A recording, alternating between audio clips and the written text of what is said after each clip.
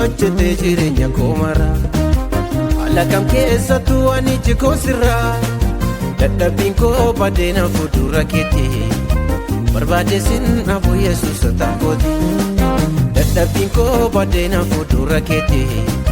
Barbaadesin hafu Yesuus tankooti. Humna keetu hojjete jireenya koo mara. Haala kam keessattuu ani jikoo sirraa. Dadhabbiin koo badeena fuuldura keetti. Barbaadesin hafu Yesuus tankooti. Dadhabbiin koo badeena fuuldura keetti. Barbaadesin hafu Yesuus tankooti.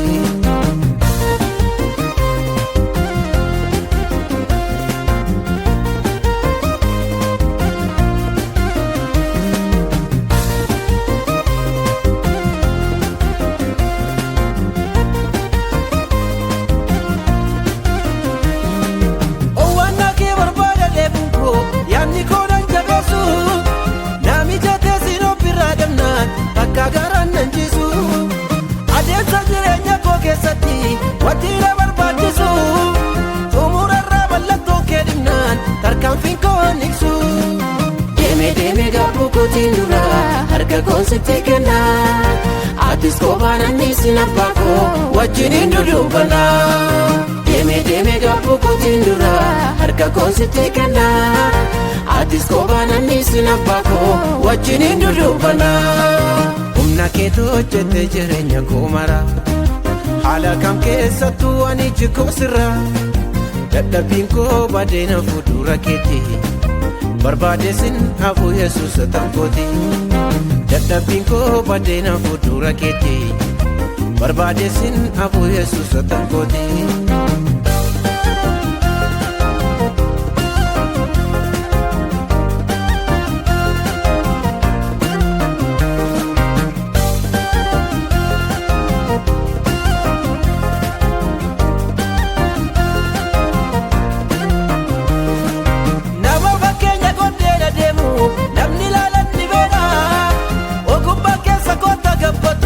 Maaltu caalaa isarraa.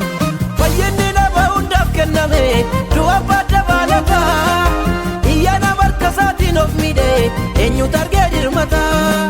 Deemee gaabbuu kootiin dura harka koo sitti kenna. Atis kophaan annis abbaa koo wajjiniin dudubbanna. Deemee gaabbuu kootiin dura harka koo sitti kenna.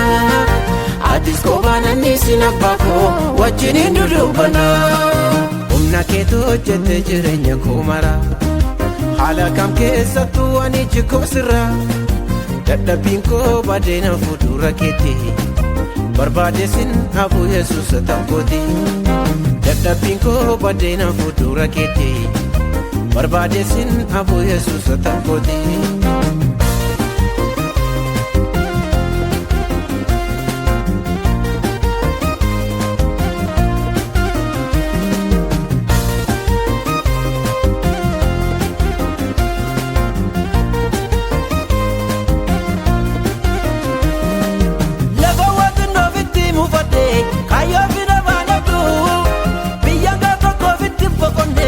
Galgalaafin abdadhu. Obboon abarsiisi Yesuus hangama waan ulfaatu. Fedhii keessa namaa keessaa ka'u obsa nama allaatu. Deemee gaabbuu kootiin dura harka koo sitti kenna. Atis kophaan annis abbaa koo wajjiniin dudubbanna. Deemee gaabbuu kootiin dura harka koo sitti kenna.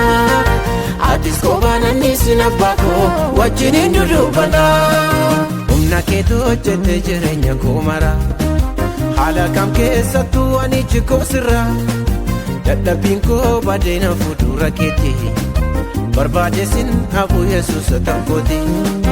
Dadhabbiin koo badeena fuuldura keetti. Barbaadesin hafu Yesuus tankooti.